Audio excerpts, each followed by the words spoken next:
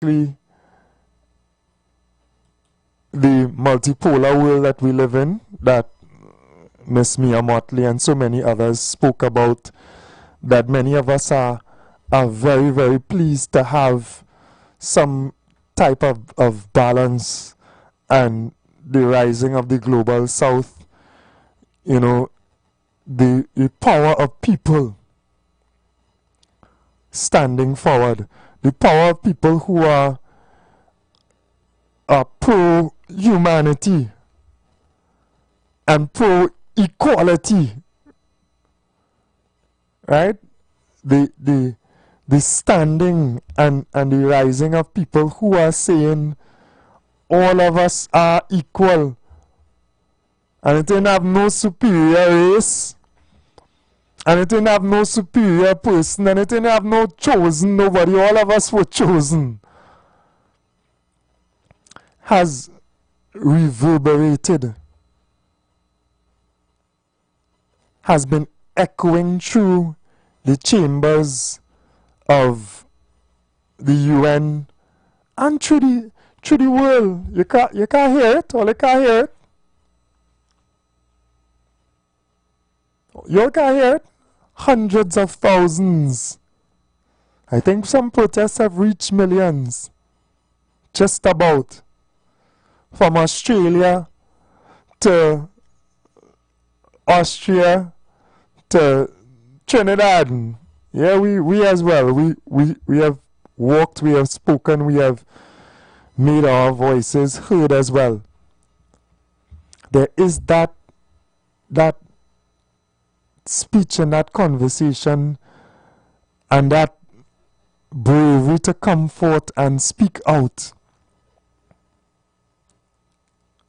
So we live in a time where there is this rise of the global south, there is this rise of people and people power and humanity, at least in so much as we are stepping forward to speak.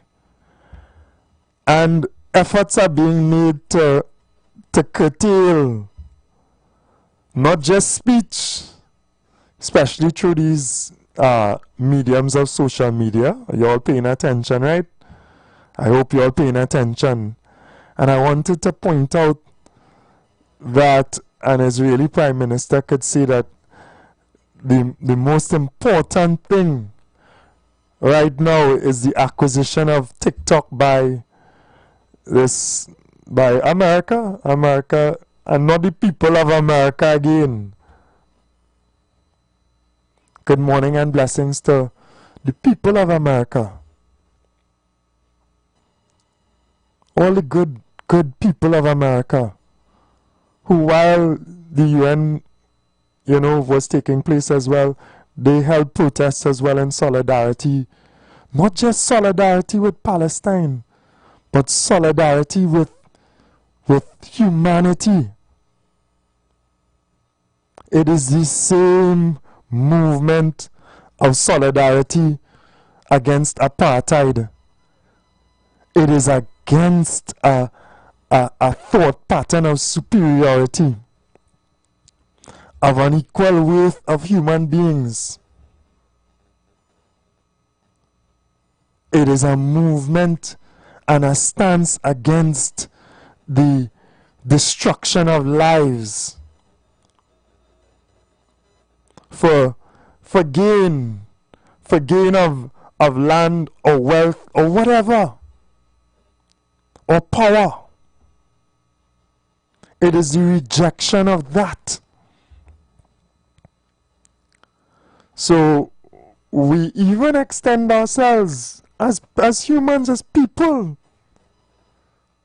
We ain't going to tied up in just the nationality per se, because there are people who love people on every single space of the world. Indeed, even in Israel, there are people who stand up and speak out and protest against what is taking place as well. And they are met with brutality. So I wanted to mention that multipolar situation that has developed within the world, where the bear, who they call a paper tiger, right, is rising again, and obviously the sleeping dragon is no longer sleeping. So much so that with a certain level of tact and care, they have extended themselves throughout the world. Even in Trinidad and Tobago, the dragon gave us, I think, $94 million in aid. And it is appreciated for us as a small island, Twin Island Republic. It can go a long way. It will help with our development. But we also need to shape up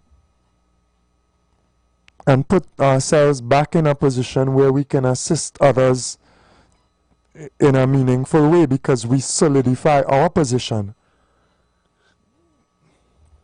And not just in a boom situation where oil and whatever other non-renewable resources give us that liquidity, but because we diversify and develop and create stability and strength, so much so that we can afford to assist others, because we have assisted in the past. Yeah? I hope the Caribbean does not forget. No, man, don't forget. Trinidad and Tobago is beloved by the Caribbean. I hope Guyana don't forget, right? That love that we have always shown. So we understand this wider world and how it is not as unilateral, not just one way leading to the West alone nowadays. And we understand the global effects. And now everyone can find unity and can find common voice to articulate positions that affect us all in the world. And we may have those little conversations with our sister from Africa, right just across the sea, in this now even more shrinking, smaller world that we live in. Alright, so we're on the hour, so we take the break, and then we'll be right back. Big D, big fun, KFC, so we big on the ground. The big nation, cause they don't know we will be crowned. Say we won, KFC, so we lead in front. We are big nation, TNT and KFC, one motion. Come to KFC, let we hold our vibe, and let we join together, because KFC is life. It's a big deal. Say we won, KFC, so we lead in front. We are big nation, TNT and KFC, one motion. Calling all choir. This is TNT's first gospel choir event of its kind. It's finally here. This is Divine Harmony. Choirs from all over the country will vie for over $250,000 in prizes. Semi-final round. The East-West Corridor. Saturday, September 20th. Central and South Trinidad. Saturday, September 27th. And Tobago. Saturday, October 4th. To register, call 719-9599. TNT. Get ready. This is Divine Harmony. Everybody say it. The presence of oxygen is absolutely the absence of disease. Most chronic diseases that plague us are not happening to us, but is happening within us. We're literally eating ourselves to death, which means we're not living longer, we're dying longer. Join fitness expert Aloy Johnson, the founder of the healthiest corner on earth, located at number 92 East Drive, Chamfleur, every Wednesday from 8 a.m. to 9 a.m. live on The Street 919 FM, where he shows you that healing the body's temple is easier than anyone would have led you to believe.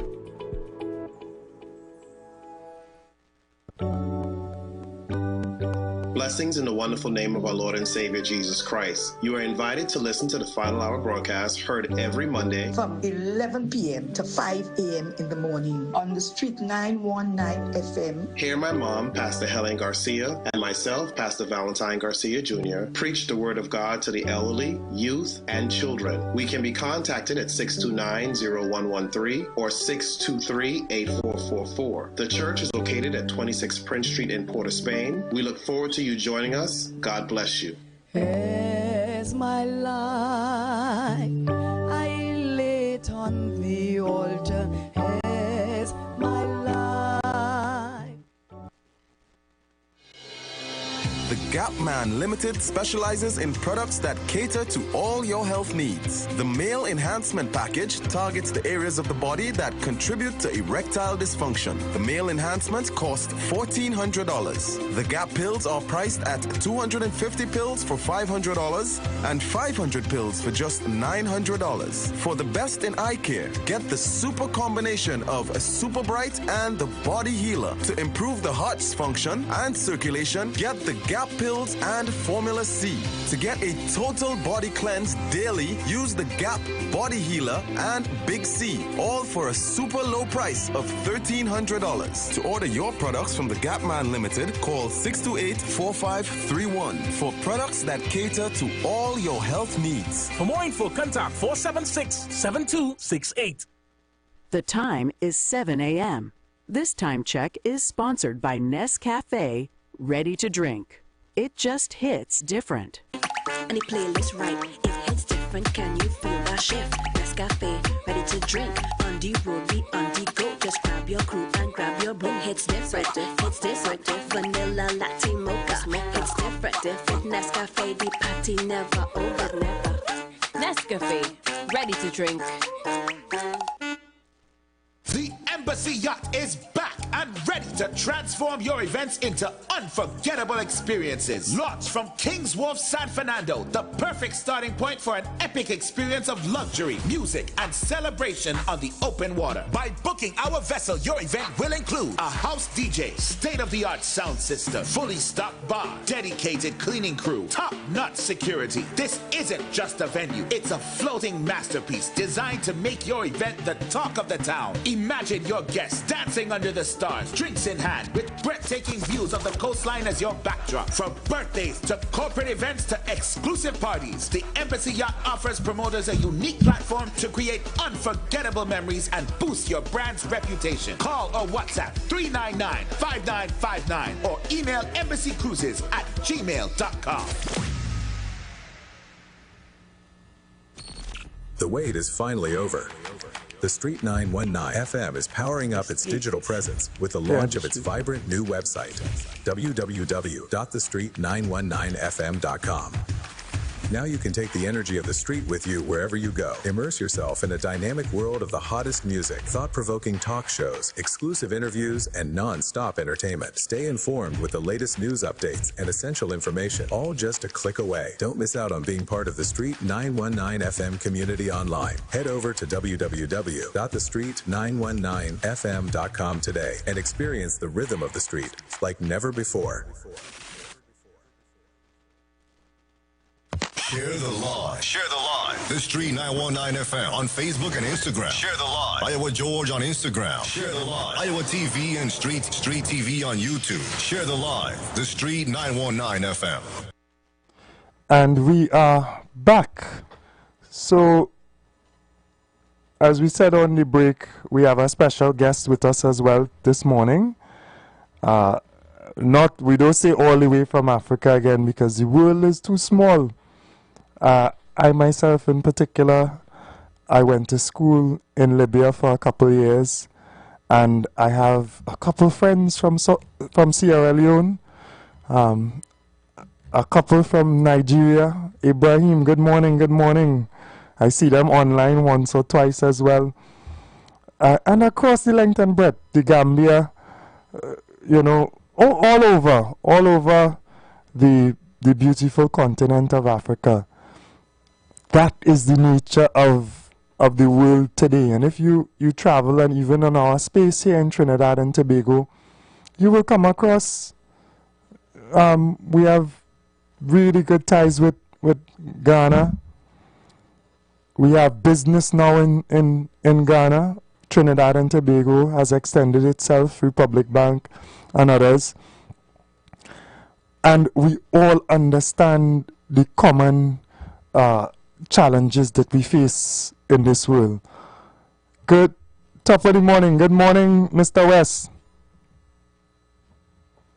I'm delighted this morning to listen to your guest. In fact, I'll wait with bated breath. In fact, I would want your program. I've been listening to your program for some time, and I realize that you have maintained a very high standard. And I trust that your standard, the standard of your program, would continue to rise. And it's good to know you have a guest this morning. I think that is welcome. What I want to say is this, is that sometimes we're very quick to arrive at conclusions and whatnot. And I've been listening. I hope I'm not digressing too far from your message this morning. But we were talking about CARICOM and all that. And yesterday, usually I listen to your program. I participate in the one in the evening. But during the day, I really don't pay too much attention to them. Even off and on, I make a call to one or two programs there. But I went to Barbados and I got a sense as to what. And you have a lot. You strange enough, you have Trinidadians who call programs in Barbados and do call programs there, you know. And they make very, very intelligent contribution there. And I got an awakening in terms of a better understanding as to date as to how CARICOM is functioning. CARICOM has always been divided, right? As one of the moderator said, and I remember that. I was taken aback. And that doesn't mean to say that we ought not to have unity. But yesterday again, I also heard Gaston Dong saying, well, look, listen, Trinidad is free to take its own position on things. That's how we operate. People are free to take their own position. Yeah. It's not a cult. It's not a culture operating here, there, in the CARICOM. People are free to take their own decisions, and he had no problem with that. I listened again. They tried to play down the question of Holness. Holness almost said exactly what the Prime Minister here been talking about, not zone of peace and all this sort of thing. And he said this country was his interest is speaking in the interest of his country, and he recognized that they have a problem with crime, notwithstanding the fact that they have a significant decline in crime in Jamaica because of his efforts again and the efforts of the police or the security officer agencies and whatnot. So I'm saying that sometimes we make statements, but sometimes we need to wait sometimes as things evolve to get a better understanding as to what, because yes, we live through it, but sometimes it escapes our minds, and other people would come and talk all kind of talk and carry your mind away. But I'm not saying that we ought not to have unity, but I'm saying that if you're going to have disagreement in Europe, the European Union, to have disagreement. Spain don't always agree with the EU, right? This lady, van der Leyen and all these people, I think she is the president. Sometimes she has to call meetings and whatnot with the various heads of the European Union countries and whatnot. You have NATO, they're always in agreement. So you don't expect CARICOM to always be in agreement. The members, they can disagree. Just as we spoke yesterday, people could bend their different views. We don't talk about groupthink. Yeah. We're not thinking about cultish behavior. That is what freedom and freedom of speech, freedom of thought and all that kind of thing is all about. I could disagree, but yes, sometimes if you strive towards, as you said, attaining common ground. This is what we strive for, but we would always disagree. We disagree sometime in 1983 when the Reagan and those people, those are same Americans, went into Grenada. Dominica and Barbados, Tom Adams and Eugenia Charles, they supported the Americans along with others. But the fact remains is that, yes, people have a different perspective as to how things should go. Yes, we need to have common ground. We need to act as a united body. But we would also share differences. And that is all I want to say this morning. And I hope that your program maintains continue to maintain the very high standards that it started with or begun with. Thank you. Yeah, thank you very much. Maintain those high standards, and I think we may even become better if we have the esteemed opportunity to welcome guests like the one I have in front of me this morning. Good morning, Ms. Sylvia. Thank you very much for spending a little bit of your time with us this morning. Yeah. Good morning, Abubakar. It's actually a big honor for me to be in your studios, and I bring greetings to your listeners across Trinidad from Sierra Leone, where they have their brothers and sisters. Yeah, and I think there are some Trinidadians, Trinbagonians that would have also taken the opportunity, because there was that migration back, if you want to call it migration, return to Africa, which was encouraged at that point in time, some generations before.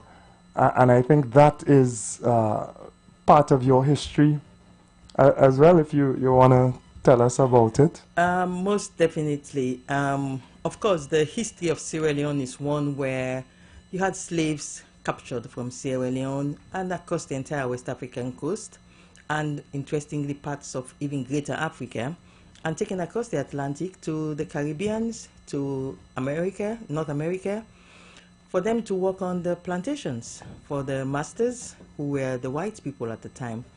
Now, eventually slavery is abolished, and these black people are encouraged, the former slaves, to go back to West Africa. And one of the places where they were encouraged to go back to was Sierra Leone. Yeah. So they go back to Sierra Leone, and some of them, I'm just giving a summary here, some of them decided that they want to leave Sierra Leone and come to Trinidad. Okay. There are many, many stories. I'm just focusing on the Trinidad aspect. And they left Sierra Leone, including some of the indigenous Sierra Leoneans, and they came to Trinidad and settled here in Trinidad. Right. Some of them left Trinidad and went back to Sierra Leone. So in terms of migration and migration in both directions between Trinidad and Sierra Leone, it's well established. Right. So it's basically, I would almost say it's the same people. We look the same. You look, as a matter of fact, you look just like one of our famous multimedia consultants in Sierra Leone. He's called Motala. You could pass for his twin. Okay. So we are basically the same people, and this brings me into the whole concept of what is Pan-Africanism. That is, anybody with a black skin originally came from Africa. So we are all one, and we have to encourage ourselves to see ourselves as one, whether you are a black in America, you're black in the Caribbean, you're black in the African continent. We're basically the same people. Yeah, and I know we share so many similarities in terms of our culture. Certainly a spirit that runs through us. You can identify that it is from Africa. My friend from Sierra Leone, I'm forgetting his name, but he was the first person to introduce me to a kind of peanut butter chicken.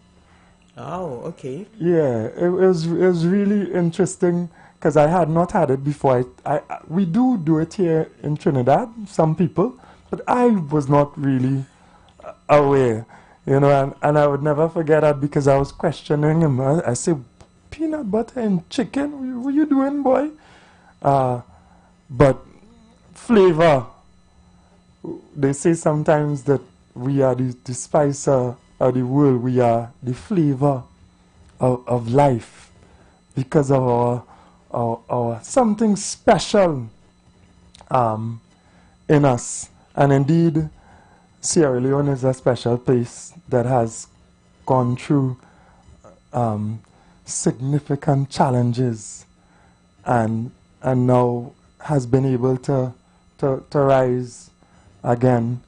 And in the spirit of Pan-Africanism, you stop short of giving us the history of who you are as well, right? But I wouldn't let you get away. The stories are important to tell for even our generation, myself and the younger ones as well, to understand the contributions that we have made and the foundation that we are building on. I sit here today, and it is not just me sitting here. It is my ancestors, you know, yes, my father, just one generation, but even generations before that, that I sit on in strength and in understanding. And sitting in front of me is a formidable woman, sitting on strength from generations, and she cannot escape but give us that history and that story as well, please. Well, yes, let me reflect back on something you just said about the spiritual element. There's something about blacks which is deeply spiritual, far more spiritual than the other races. We have a deep connection to the spirit. 2 years ago, I decided to spend my birthday on the Virgin Islands, United States Virgin Islands, where my famous ancestor, Edward Wilmot Blyden, otherwise known as the father of Pan-Africanism, that's where he was born. Now, they used to, our relatives, the Blydens in Virgin Islands, they used to come to Sierra Leone to visit us, but I had never been to the Virgin Islands. So I decided to spend my birthday there 2 years ago. And I was invited to a spiritual session where white people, descendants of former slave masters, decided to make some spiritual attonation on a former plantation where slaves had been kept, black slaves had been kept. Okay. And they invited me and other blacks, so it was a combination of blacks and whites, and they had these spiritual drums, and they were beating these drums to atone for what the former white slave masters had done to blacks. And there was a symbolic white dressed black slave that was put on the plantation there. And my brother, I would tell you, it was like a spiritual awakening for me. I looked at that black slave woman. She was dressed with white, and I could hear her speaking to me that, my child, you have a duty to do in the world. My child, you have a duty to do in the world. And reflecting on what my great-great-grandfather did in the world in terms of reaching out to blacks across the entire Earth, planet Earth, and telling them, let's go back to build Africa. I saw it as a message. You could hear the drums, you could hear this. I got this strong spiritual message that you have to do something. You have to reawaken blacks across the world. You have to walk in the footsteps of your great-great-grandfather and get blacks to also understand that they have to go back to Africa. They have to rebuild Africa, because it is only when Africa is rebuilt that blacks across the world can get the respect they deserve. Because no matter how much you achieve in America as a black man, no matter how much you achieve in the Caribbean as a black man, if they would always have these pictures of poverty, war, disaster of Africa, it would reflect on you as a black person. So I got that spiritual inspiration, and since then I have been traveling across West Africa to the former slave sites, the slave castles. I've been traveling across the Caribbean, been to Jamaica. Now I'm here in Trinidad. And my message is simple. Let's all come together as blacks and rebuild Africa. Not just the Caribbean, not just America. If we have to build ourselves and get our self-esteem back again, we have to go back home to Africa. And that brings me to an option that Sierra Leone gives now to anyone in the diaspora with a black skin who does a DNA test, and the DNA test shows that you are descended from, because you know the DNA can tell you what part of Africa you came from. Okay. As long as your DNA can show that you're a descendant of slaves, Sierra Leone gives you an automatic citizenship. Okay. Automatic citizenship, the right to land, the right to a passport. So this is one of the ways that I travel across and telling people, you can come to Sierra Leone and rebuild, help us to rebuild Sierra Leone and not just focus on Caribbean or North America. Come back home to Africa and let's build Sierra Leone. All right. I'll take a little bit of your DNA to send just in case. I want to ensure that I pass the test. And I know that is also available across some other countries in Africa as well, where they have encouraged people of the diaspora to come back to add their skills, their ability, whatever else that they can offer in rebuilding ourselves as well. It is a miss for us to have a land that is so rich and blessed and not realize its potential for ourselves. Others and other people of the world recognize the wealth of that continent, and they benefit tremendously. They build themselves and their industries on our wealth. Most definitely. You know, so we have to pay attention to that. And it is this thinking that there is more for us in other places that drives us to go to other places where we put in, right? Because we work wherever we go. Wherever we go, we work, we strive, and we put an effort, and we build.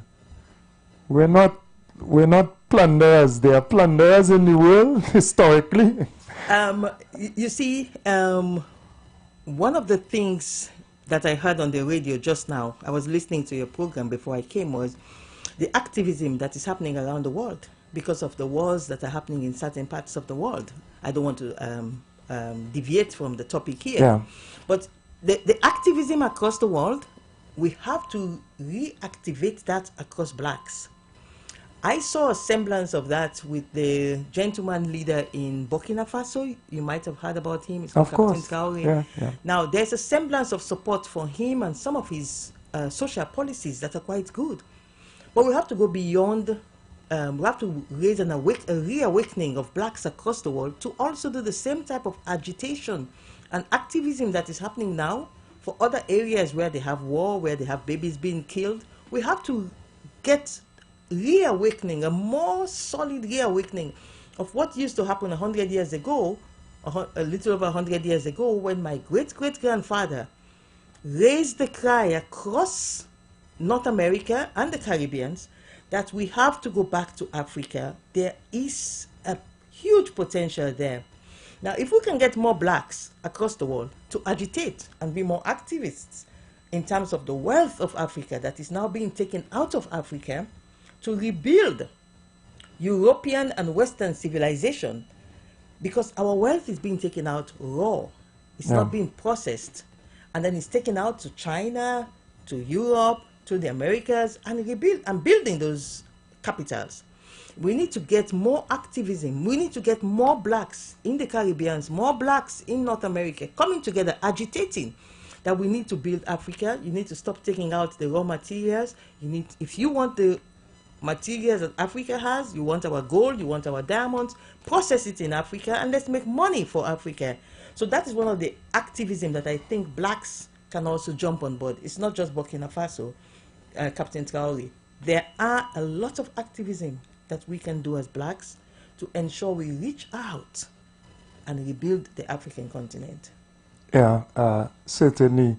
As I was mentioning what is taking place also in Africa, we have a Caribbean Prime Minister who mentioned what is taking place in the Sudan in terms of that conflict going on and the suffering of people in the continent as well.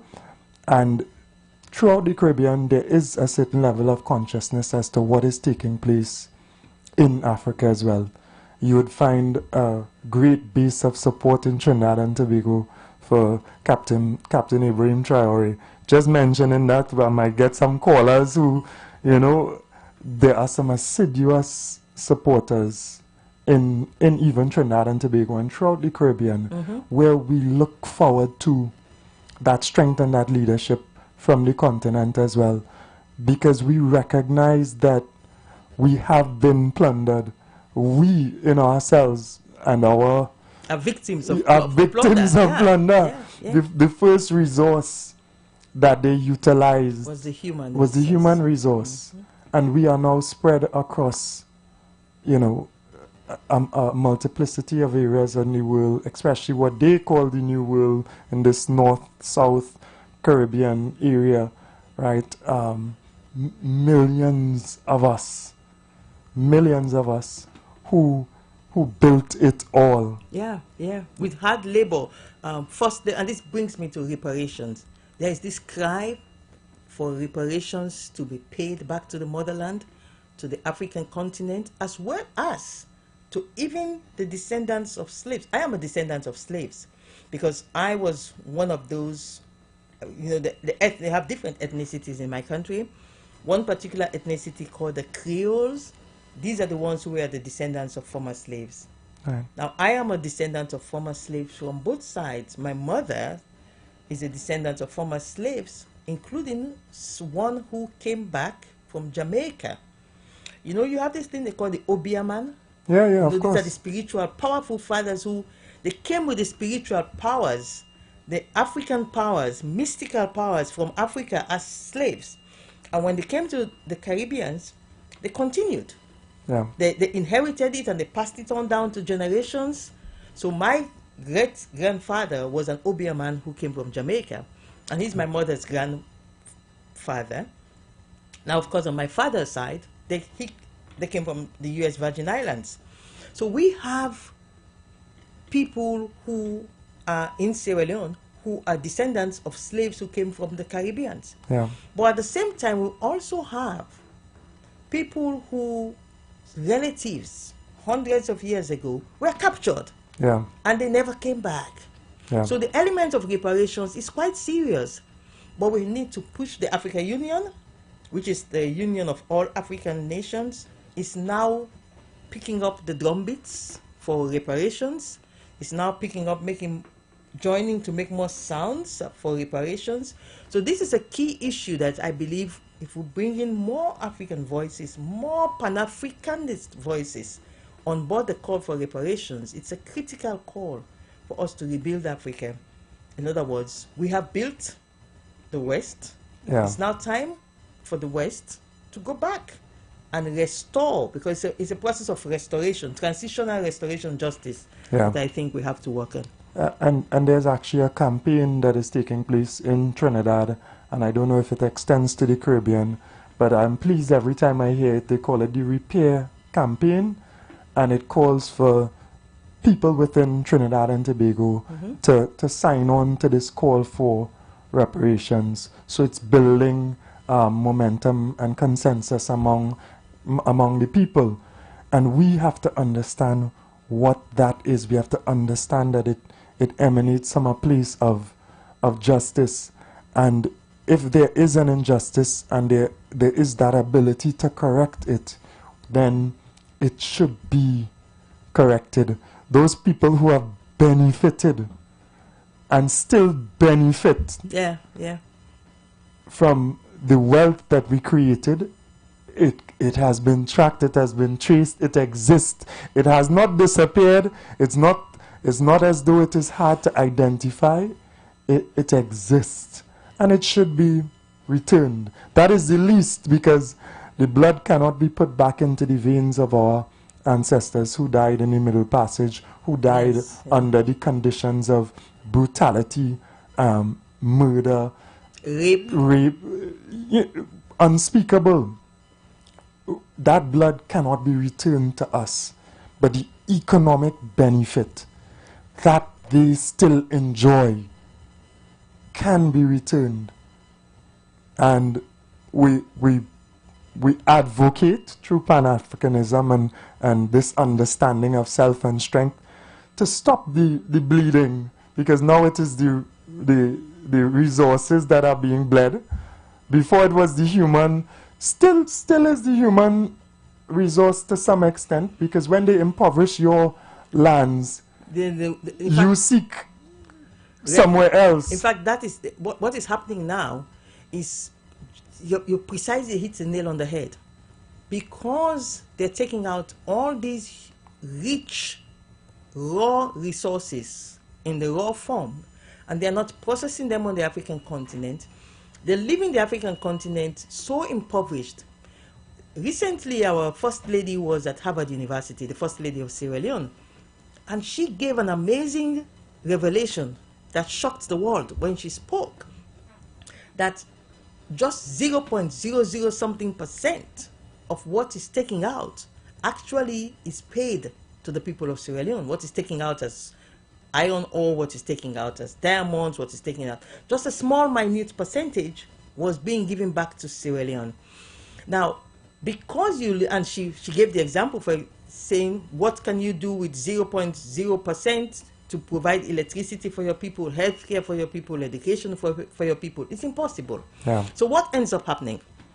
Our people run away from Africa and they go through the same Atlantic, the same oceans. Yeah. They're crossing through, and this time they are the ones risking their lives to get to where they believe they can get better education for their children, better health care, electricity, the basic social amenities. Yeah, labor, through their labor. Through, it don't have anything free. They go to find somewhere where they can work to earn, to live a better life. Exactly. So what is happening now is, it's like the slave trade all over again, but this time it is in disguise. How is it in disguise? Through economic slavery.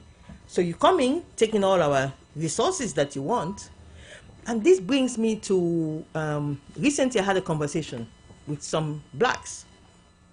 I am a fan of Donald Trump. Right. And they were saying, how can you be a fan of Donald Trump? Donald Trump hates blacks, Donald Trump hates immigrants. And I said, listen, if you forget about the person, the persona, the color of his skin, and you just listen to his message, make America great again. If we follow this man's message and we make Africa great again, in other words, what he is doing now, he imposes the tariffs, he imposes all these policies to ensure America is for Americans. If we can get that mindset and make sure we institute policies where Africa is for Africans, Sierra Leone is for Sierra Leoneans. You want our resources, you can have them, but you have to process them here so we can get more money out of it. So I said, if we can reach out and realize that there are policies that we can apply, like what is happening now. One of the reasons why this young man is so popular, Traore, is because he nationalized a lot of their wealth. Yeah. So if we can have that same Donald Trump mentality for America, in as much as you might say he's racist, let's have the same mentality for Africa. Let's make Africa great again. Let's have policies that are protective of Africa. Let's have policies that are protective of our rights to education, our rights to healthcare, our rights to employment.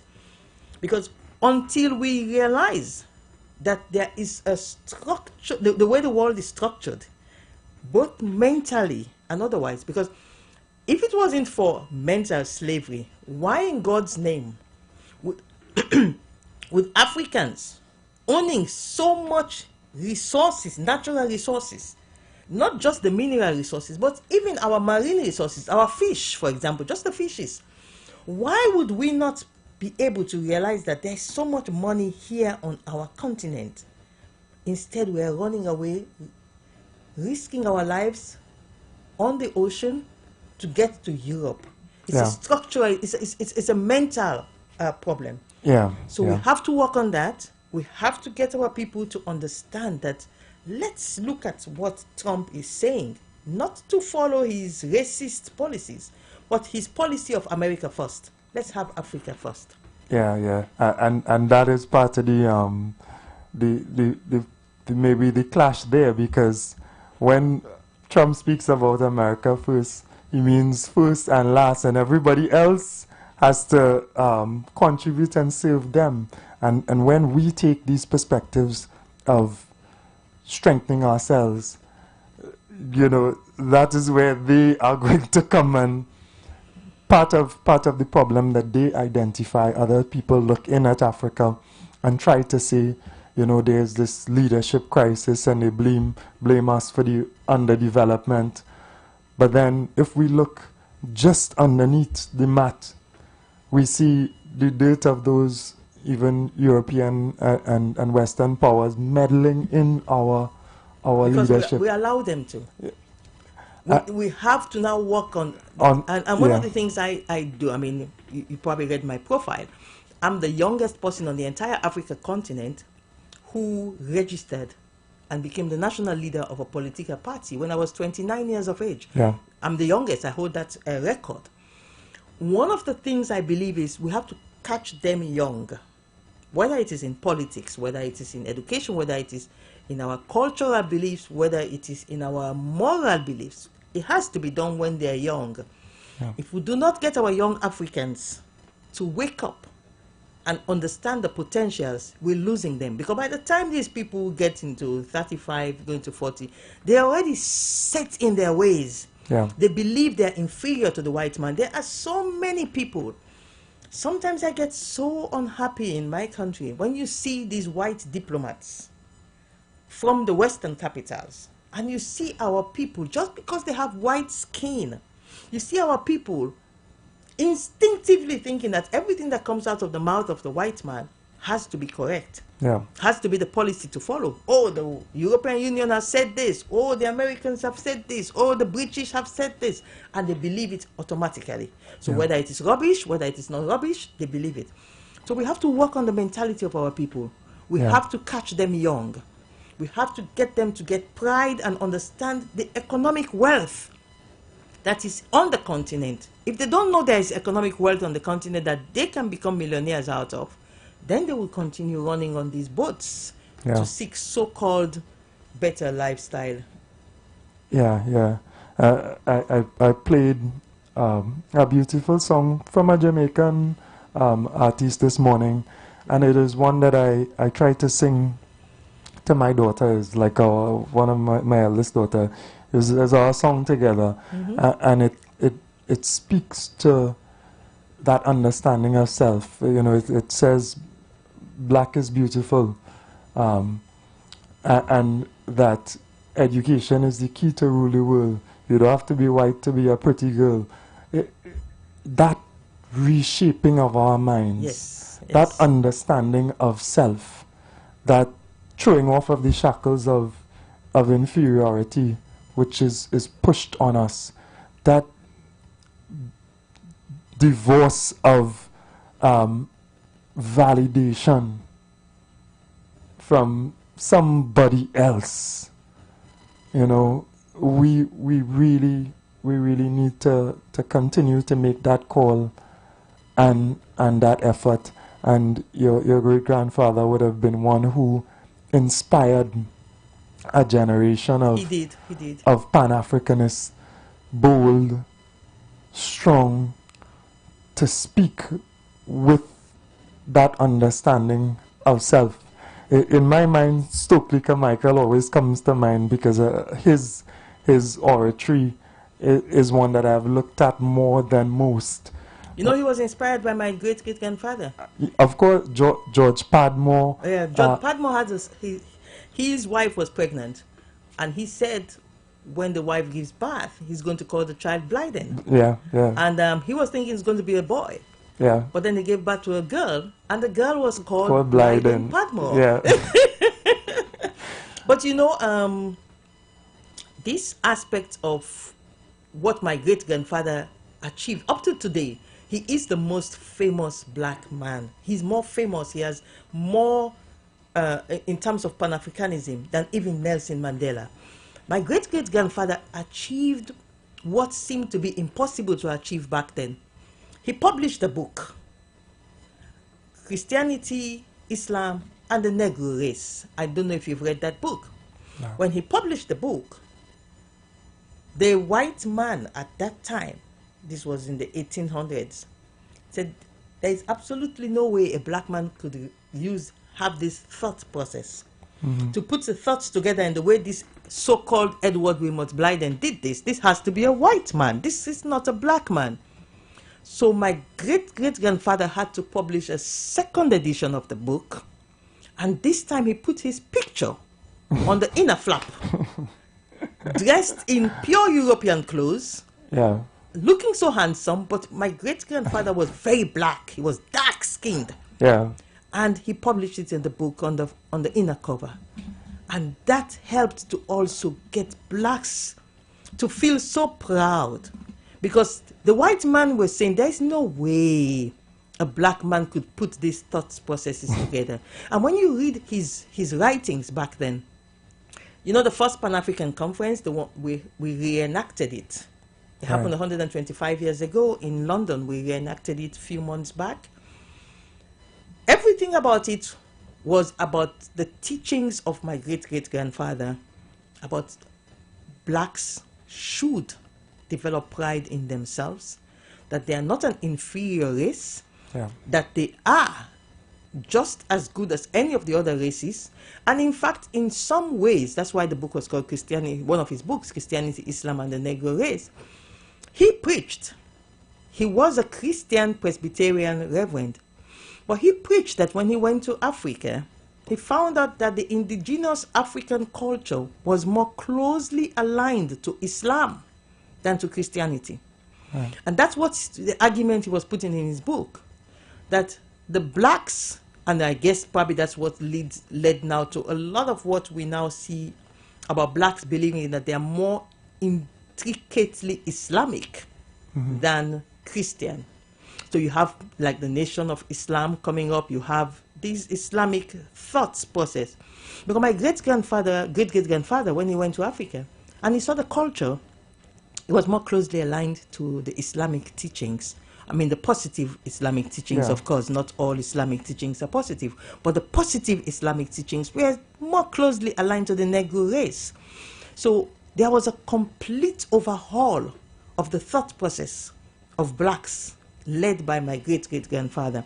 So we have to work on that. We have to get blacks to understand that you have to stop feeling inferior.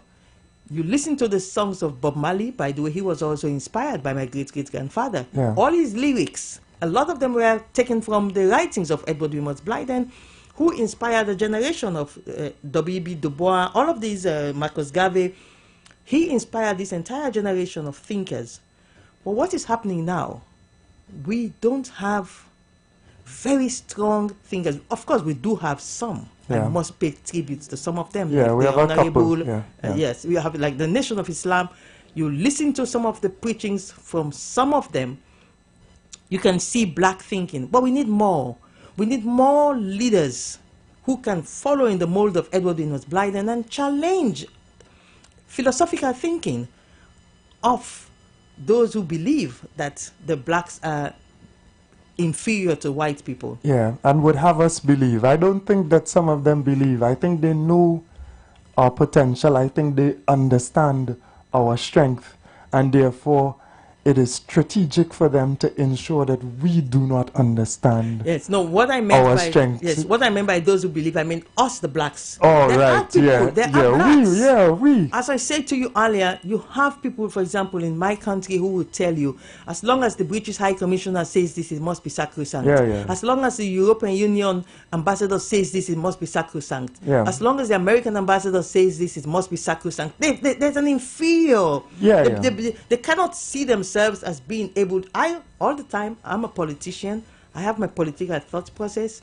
I speak out on issues. I challenge the white men when they are saying something that is not good for Sierra Leone, when they're doing things that they would not do in their capitals, but they will come to our country and try to push some of what would never happen in their capitals. I stand up, I'm on record, I'm always challenging them.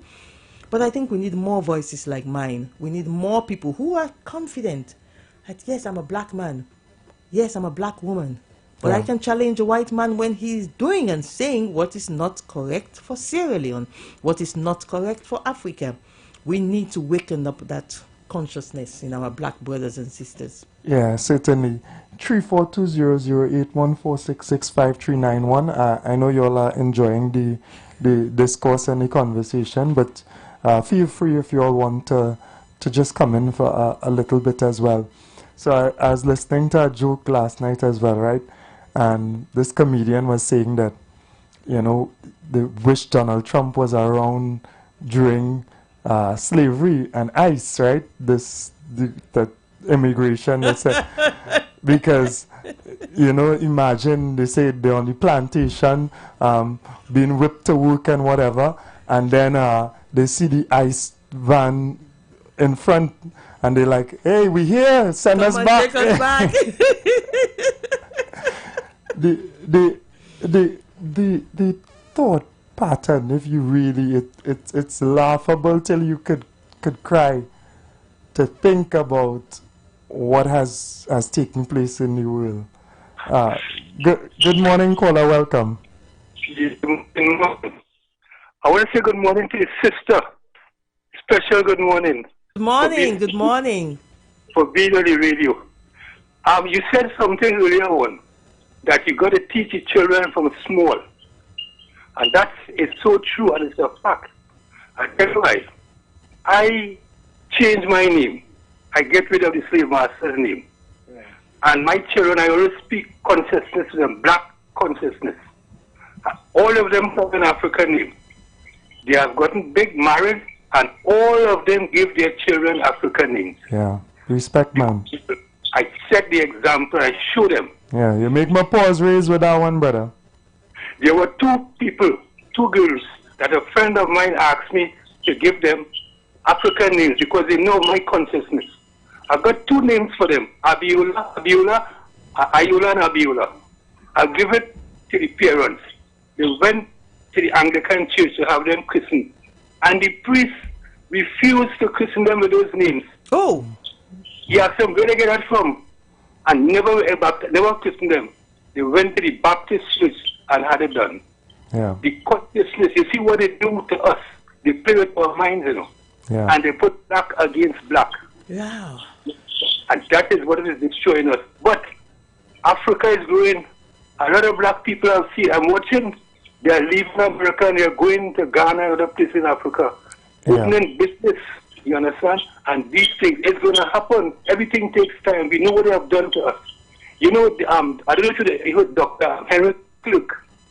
He said, I think he maybe a passed on by now, he might have reached 100. He said he wanted to learn about African history in school. The teacher told him there's nothing like African history. He went to this guy and he said he want to learn African history. Go and learn world history. African history is world history. There's nothing in this world, you understand, that does not have African history in it. So, sister, I want to welcome you. I wish you could have much more programs like you because there's so much to say. I'll say my little piece. I want to say welcome. Thank you. Thank you so much. Thank you. I have learned on my own one of the African language. That is the Amharic Ethiopian language. I learned it without a tutor. I want to say welcome. Thank you. Have a safe journey. All right, blessings, man, blessings. Well, to teach himself an African language, he's saying, that's amazing. Scholars. What he's saying about naming his children with African names, that's actually my grandfather. That's the grandson of the famous Edward Wilmot Blyden. All of his children, he gave them African names. So a lot of times, you know, the former slaves, they came with the white master's surname and with the white master's names. So they have all these first names like George, John, Peter. Yeah. And my grandfather, my father's father, gave all his children African names. So you have typical Islamic, because the Africans' names are mostly the Islamic names. So you have typical like Aisha, Nima, Finda, that's like the Kono name. So all my aunties and my uncles, my father's brother is called Baibure. This is after one of the most famous warriors who fought against the white man on African soil. I like that one. So yeah, Baibure was a warrior. So all of my aunties and uncles, they have African names. Yeah. It was his own way of continuing the work of his own grandfather in promoting what he believes would make Africans be more proud of themselves. That is, drop the slave master's name and use African names. So I can relate to what he's saying. And my great-great-grandfather also, one of the things he had to do was to get Africans, especially in Freetown, Sierra Leone, to start wearing African outfits. He used to scold them. He used to talk to them that, listen, you have to now stop behaving like slaves, because continuing to emulate the white man's way of life, it means you're continuing to say that I am a slave. Yeah. So now go back to your African traditions, and he promoted a lot of people to start wearing African outfits. So I can relate to what the caller just said. Yeah, we have a couple callers on the line. Good morning, brother. I wanted to ensure you get in this morning. I know this is down your line. Yes, I give thanks for that afterward. As a person from the African continent, I feel good to know, right, a person like this could be on the air, so I could share quick little views. We development as black people in the Caribbean, where you see we have a lot of mixed culture and like religion and all kind of things. And as a person, like I grew up in all kind of different things, from Baptist. My parents and them is Orisha from Africa on my mother father side, and a lot of things like that. My father is American slave, come down here and all kind of things. But though, being so versatile in all these different culture denominations, it gives me a unique sense of thinking about mankind, the origin of humanity, the purpose of human existence. And as a singer, I make that much study the origin of humanity and the purpose of human existence. And when you study the African diaspora, and right now the amount of archaeologists discovery, it has something about where we need to know more spiritual about ourselves. We might only know about the physical thing, we go through slavery and but it have a part in where I believe we is more connected with the spirit part of man, because of the black melanin cortex, and like with the black hole in the cosmos, something like that, because the solar panel now is what people getting current from. So without black, you can't absorb that energy in the cosmos. So if it's really so, I feel we have a research to do when coming to black nature, right? And it had a time they used to, when we're on emancipation, it used to have some black African people coming in town in the savannah, and I used to enjoy that, but I don't see it have it again. So as you know, I get the little opportunity. I just want to share some quick views on redevelopment in the Caribbean, with mankind, with life, the African history and culture, and it has something more. It has something more. What's what Jesus Christ say? If it's a mountain move, it will move. And I really believe men used to build pyramids by the power of the mind. The kind of stone they used to lift up and how they used to make it. We could have controlled some energy, some force to do things for we. And it still exists, but we have to come and recollect all them things. So we need some kind of meeting. That's why I say I always call for that kind of thing where my brethren had, back caucus and all kind of things. Them things is always my greatest desire. Yeah. Because I have a lot of research I have in the making. And if you had nobody we could help with the forefront, it been stifled. Yeah, I wish the sister could understand what I'm saying. So thanks for giving me all this time. Yeah. No problem at all, brother. Blessings. Yeah. Let me take the line's busy this morning, right? Good morning, brother. Welcome. Hi, good morning. Sister, welcome to Trinidad and Tobago. Thank you. Hope you enjoy your stay here for however long you'll be here for. Anyway, what I call to say is that I feel that we as Africans, we are the results of our own downfall. Like for instance, I don't want to talk about the Emancipation Support Committee. I am bringing up that today. There's a long drawn out thing. But I used to be mesmerized by watching African movies. And now I don't watch African movies at all, because all African movies have in it is a set of crying, plenty eating, and the one that is most disturbing they always have a class thing, and that does have me, paranoid. They always, you're not in my class and this kind of thing. And so as we have our African sister there this morning, I would like her to shed a little light on that, because I totally don't watch African movies anymore, because I feel what is portrayed in the movies is what is actually taking place in Africa. And we in the Western Hemisphere, we talk a different language. We want to bring African people together and all of that. And then watching these movies and seeing these things perpetrated in the movie have me sort of confused. So I don't watch it anymore. So to the sister there, please shed a little light on it for me, please. Thank you. Yeah, he's probably talking about the cultural,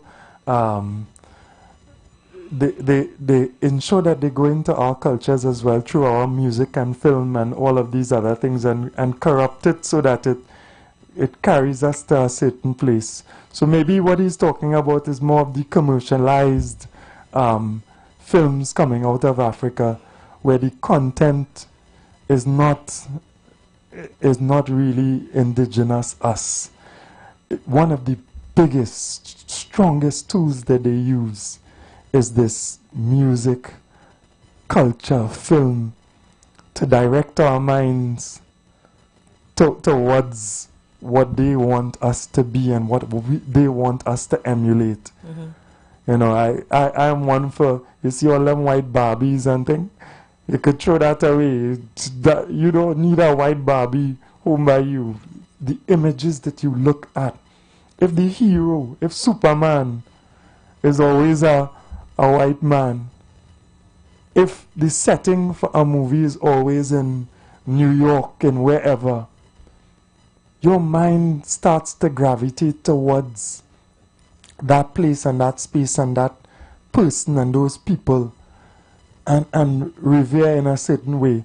So they are really skillful in how they penetrate the minds of our people. And I think that's why he's going through a little rejection of the penetration of the culture. I wish he could have explained a little bit better about what aspect he saw. But what I got from him was that he sees something like a caste system, where someone seems to be better than another others. person. Yeah. I don't know what I actually, because of my hectic lifestyle, my schedule, I don't really have much time for recreation. Yeah. So the little time I have for recreation, I spend it in unique ways without watching movies and things. So I'm not too au fait with what he has watched. But what I can say is that before the white man came to Africa, we did not have anything like law courts. We had our own traditional way of solving problems. Yeah. We had leaders in the villages. We had spiritual leaders who guided us in what we do. Yeah. We had masquerades where you would have these, they refer to them as devils, coming out from the forests and helping to unearth when something goes wrong in the community. Let's say, for example, there's incest. A father sleeps with his daughter. That is a huge taboo, but there's no way of knowing. But the devil can come from the forest and he can uncover, shed light on it. So there's no, we didn't have this law courts kind of system where you have a judge, and we had traditional leaders, we had elders, we had the village elders, and then we had the spiritual masquerades in the forest. Yeah. Now, before you become a man, a matured man, or before you become a woman, a matured woman who can now be left to run their home, to be married off, you have to go through certain spiritual rites. You have to go to the forests. Yeah. You have to be initiated into the way of life. So these were all ways and means of keeping the Africans together without committing crime. Mm-hmm. Before the white man came in and corrupted our cultures, we had indeed layers of leadership. Yeah. But how were these leaders chosen? It's not like now where we go to ballot boxes and elect leaders. There was a spiritual element to how some of these leaders got to be chosen. So I don't know what he has watched in the movie, but what you are saying is quite correct. That they do infiltrate the movie culture. They do infiltrate and try to bring in what are not African. Yeah. What I mean, certain things you see in some of these movies and some of these African movies, it's certainly not African. Yeah. The way the women dress, that's not African. That is fashion, music, yeah. So they try to corrupt, powerful. They try to corrupt the thinking process about how a woman should be dressed like, how a man should behave. Yeah. We didn't have drugs problem. We didn't. I mean, before the white man came in with cocaine and all these kush and all these different types of. Yeah. We didn't have these problems. We had societies that were intact. We had societies where we had elders. Yeah. And these elders would give rulings based on spiritual guidance. So, in as much as, yes, some of the culture, especially the ones that have to do around some aspects of the initiation process, some of them in modern day times can be referred to as human rights abuse. And there are efforts to have them be readjusted to ensure that you do not, because they used to have situations where people would go into the forest to be initiated and some would never come out again. Right. And they would say it's the whatever that happens in the forest. So there are aspects now that are being worked on, but quite frankly, we had systems that worked. Yeah. We had justice systems that worked. Yeah. We did not have a whole host of the crime. It was virtually impossible to see the rate of which killings are happening now in Africa. During those days, it wasn't that, because the communities were so close-knit together, and there were certain cultures that were morals that were so ingrained within the communities. You had elders who gave rulings.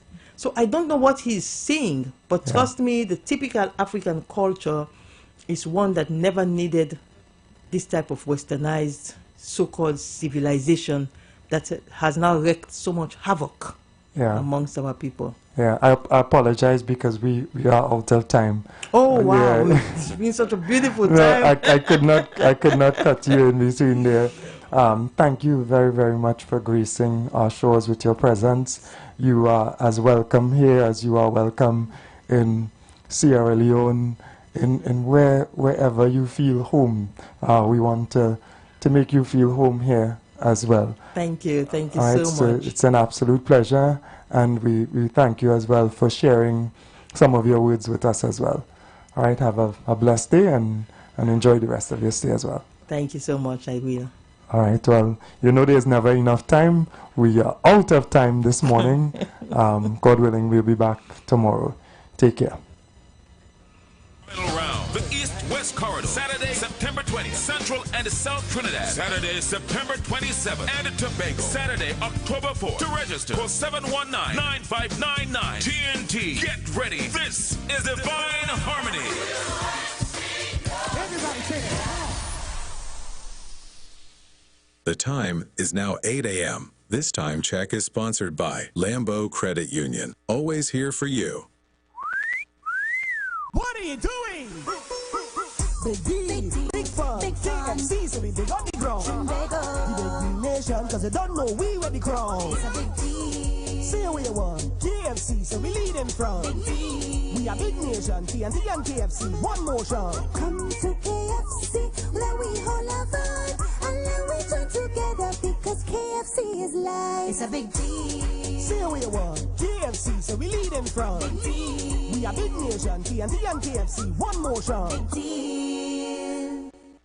Calling all choir. This is TNT's first gospel choir event of its kind. It's finally here. This is Divine Harmony. Choirs from all over the country will vie for over $250,000 in prizes. Semi-final round, the East-West Corridor, Saturday, September 20th, Central and South Trinidad, Saturday, September 27th, and Tobago, Saturday, October 4th. To register, call 719-9599. TNT, get ready. This is Divine Harmony. Everybody say it. Hi, I'm Valentine Garcia. And I'm Nikki Garcia. Please join us on the Final Hour broadcast every Thursday at 9 a.m. on The Street 919 FM radio. Every week we will journey into the amazing Word of God. So please join us. See you then. Tune in to The Street 919 FM every Friday from 9:15 a.m. to 9:45 a.m. with Kingdom Health Services, situated at number 120